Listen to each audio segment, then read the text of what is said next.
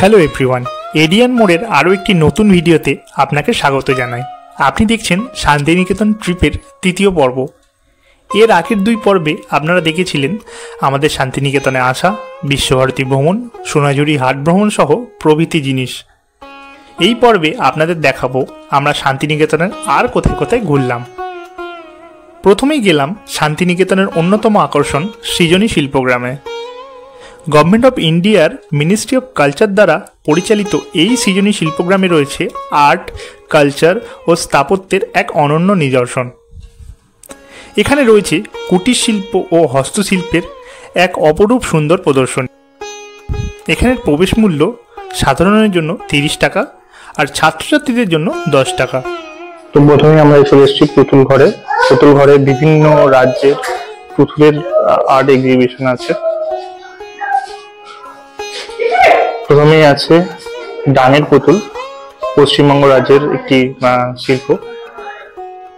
তারপরে আছে কাঠপুতলি, রাজস্থানের শিল্প, এবং বিনির পুতুল, এটাও পশ্চিমবঙ্গ। ডাঙের পুতুল, এটাও পশ্চিমবঙ্গ। তো এখানে ছৌ নাচের বিভিন্ন মুখোশ তৈরি করা আছে,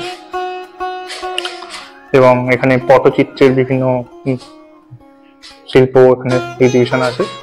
এটা এক কথায় অসাধারণ, তো খুব সুন্দর লাগছে। পশ্চিমবঙ্গের একটা আর্ট অ্যান্ড এক্সিবিশন হাউসের সামনে। এটা পশ্চিমবঙ্গের বিভিন্ন শিল্প তুলে ধরা হয়েছে, চলুন দেখা যাক। এখানে বিভিন্ন রকম বাড়িগুলো খুব সুন্দরভাবে সাজানো আছে, রং করা আছে, এবং ওয়েস্ট বেঙ্গলের যে লোকশিল্প যেগুলো আছে বা আর্ট অ্যান্ড কালচার যেগুলো আছে সেগুলোই খুব সুন্দরভাবে এখানে সাজানো আছে। আর সামনে পটচিত্রে আঁকা আছে, বিভিন্ন পটচিত্র এবং বিভিন্ন কাঠের কাজ যেগুলো হয় সেগুলো খুব সুন্দর। বাংলা মানে নদীমাতৃক বাংলা আমরা জানি, তো সেখানে মাছ ধরার বিভিন্ন সরঞ্জাম তো ইউজ হতেই থাকে। এখানে মাছ ধরার বিভিন্ন রকম সরঞ্জাম আপনারা দেখতে পাচ্ছেন, সেগুলোই আছে। এখানে আছে পটচিত্র, যেটা বাংলার অন্যতম একটি শিল্প, এবং তার সঙ্গে সঙ্গে এটা হচ্ছে ডোগরা শিল্প। এখন আমরা আছি ওয়েস্ট বেঙ্গলের আর্ট অ্যান্ড কালচার হাউসে, যেখানে বিভিন্ন রকম শিল্পকর্ম তো আছি। আমার ঠিক পেছনেই আছে ডোগরা শিল্প, এবং তার পাশে আছে পটচিত্র এবং বিভিন্ন রকম জিনিস। তো এখানে বিভিন্ন রাজ্য ওয়াইজ বিভিন্ন শিল্প প্রদর্শিত আছে। শান্তিনিকেতনের সৃজনী শিল্প পার্কে এটা আমরা প্রথম কোনো রাজ্যের এক্সিবিশনে ঢুকলাম। এবার আস্তে আস্তে আমরা নেক্সট এক্সিবিশনে ঢুকছি। তো এই মুহূর্তে আমি ঢুকছি উড়িষ্যার আর্ট অ্যান্ড কালচারের দিকে। পটচিত্র ঘর এই ঘরটির নাম। তো উড়িষ্যা এবং বাংলার পটচিত্রের মধ্যে কিছুটা বেসিক পার্থক্য দেখা যায়। তো এই যে হচ্ছে পটচিত্র আঁকা আছে। এর মধ্যে আমি আছি নিকোবরের আর্ট সেন্টারে। তো দেখা যাক, এখানে কাঠের সিঁড়ি করা আছে, আমি উপরে উঠবো।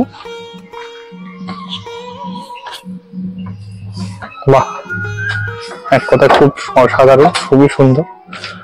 একটা ট্রি হাউস টাইপের বাঁশের করা আছে, নিকোবরের আর্ট অ্যান্ড কালচার। দেখা যাক, বাহ, এক কথা অসাধারণ। মানে গোটা ভারতেরই বিভিন্ন রাজ্যের এখানে আর্ট অ্যান্ড কালচারের একটি নিদর্শন আছে, দেখলে খুবই ভালো লাগে। বিভিন্ন রাজ্যের প্রদর্শনীর পর আমরা দেখতে পেলাম লোকনৃত্য ও বাউল শিল্পীদের এক অনন্য সংমিশ্রণ। গার্ডেনটি বিভিন্ন স্থাপত্য ও কলায় পরিপূর্ণ। ইজি অর্থাৎ ইস্টার্ন জোন কালচার সেন্টার দ্বারা নির্মিত এই শিল্পকলাগুলি পূর্ব ভারতের বিভিন্ন সাংস্কৃতিক কলা ও স্থাপত্যকে তুলে ধরেছে। চোখে পড়ল বিভিন্ন হাতের তৈরি কাজ ও সুন্দর শিল্প নিদর্শন। সব মিলিয়ে এই সৃজনী শিল্পগ্রাম আমাদের অসাধারণ লাগলো। সৃজনী শিল্পগ্রামে ঘোরার পর আমরা চলে এলাম সুরুল রাজবাড়িতে।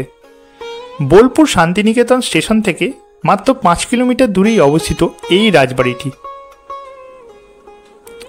18 শতকে বর্ধমানের বিখ্যাত ব্যবসায়ী শ্রীনিবাস সরকার বীরভূমের সুরুলে এসে এই বাড়ি নির্মাণ করেন। তৎকালীন ইস্ট ইন্ডিয়া সরকারের সাথে শ্রীনিবাস সরকার ব্যবসা করতেন জাহাজের বিভিন্ন যন্ত্র ও পালের, আর এই ব্যবসাতেই প্রভূত লাভ হতে থাকে। আর পরবর্তীকালে সুরুলে এসেই তিনি তৈরি করেন সুরুল রাজবাড়ি। এই মুহূর্তে আমি আছি সুরুল রাজবাড়িতে। এই সামনের প্রকাণ্ড রাজবাড়ি। 18 শতাব্দীতে বর্ধমান থেকে জমিদার এসেন এই সুরুরেই থাকা শুরু করেন এবং এখানেই সুরুর রাজবাড়ি। শান্তিনিকেতনের খুব কাছেই সুরুর রাজবাড়ি, আপনারা ঘুরতেই পারেন। এই হচ্ছে সিংহদুয়ার, যেখান থেকে প্রবেশ পথ আছে। তো এই সুরুর রাজবাড়ি এক কথায় অসাধারণ। ঠিক এর পাশেই আছে এত সুন্দর একটি নাট মন্দির, খুব সুন্দর। 300 বছরের পুরনো এই বাড়িতেই হয় বনিদিয়ানায় দুর্গাপুজো। রাজবাড়ির ভিতরে রয়েছে বিশাল ঠাকুর দালান ও নাট মন্দির। আজও এখানে দুর্গাপুজোর সময় বৈদ্যুতিক আলোর ব্যবহার করা হয় না, তার বদলে ব্যবহার করা হয় রাজবাড়ির বিশেষ তৈরি মোমবাতি। আলোকিত করা হয় সমগ্র রাজবাড়িকে। ইতিহাসের সাক্ষী এই রাজবাড়িতে না জানি কত ইতিহাস লুকিয়ে আছে। সব মিলিয়ে নীল সাদা রঙের এই সুরুল রাজবাড়ি দেখে আমাদের সত্যি দারুণ লাগলো। এরপর আমরা চলে এলাম আমাদের হোটেলে। আমাদের হোটেল বীরভূম গেস্ট হাউসের ভিডিও তো আপনারা এর আগের ভিডিওতে অনেকবার দেখেছেন। ভারী সুন্দর হোটেল, আর তার সাথে সাথে খাওয়া দাওয়া তো অসাধারণই। এবার আপনাদের দেখাই হোটেলের দুপুরের লাঞ্চে কি কি ছিল। দেখা যাক লাঞ্চে কি কি দিয়েছে আমাদের। ওয়াও, বাহ, খুব সুন্দর করে সাজিয়ে। আমরা আজকে ভেজ থালি অর্ডার করেছি, কারণ আমরা যাবো কিছুক্ষণের মধ্যেই তারাপীঠ মন্দিরে দর্শন করতে। তো ভেজ থালিতে কী কী আছে দেখিনি। প্রথমেই আছে ভাত, লেবু তো আছেই, বেগুন ভাজা, আলু পোস্তর তরকারি, এটা একটা ভেজ তরকারি, ডাল, চাটনি, পাঁপড় এবং মিষ্টি। এই সব মিলিয়ে এই খাবারের প্রাইসটা হচ্ছে, আমাদের থালিটা নিয়েছে 140 টাকা। তো এই থালি এই রুমের মধ্যে খুব সুন্দর। আপনারা পারলে ওই রেস্টুরেন্টে গিয়ে বসেও খেতে পারেন, আহারে বাহারে রেস্টুরেন্ট, মানে বীরভূম গেস্ট হাউসের মধ্যেই। দুপুরে খাওয়া দাওয়ার শেষে আমরা বিশ্রাম নিয়ে তৈরি হয়ে গেলাম তারাপীঠে ঘুরতে যাওয়ার জন্য। আজকের পর্ব এই পর্যন্তই। পরের পর্বে আপনারা দেখবেন 51 সতীপীঠের অন্যতম তারাপীঠ দর্শনে আমরা কি কি করলাম। পরের পর্বগুলি দেখার জন্য চোখ রাখুন এডিয়ান মোড়ে।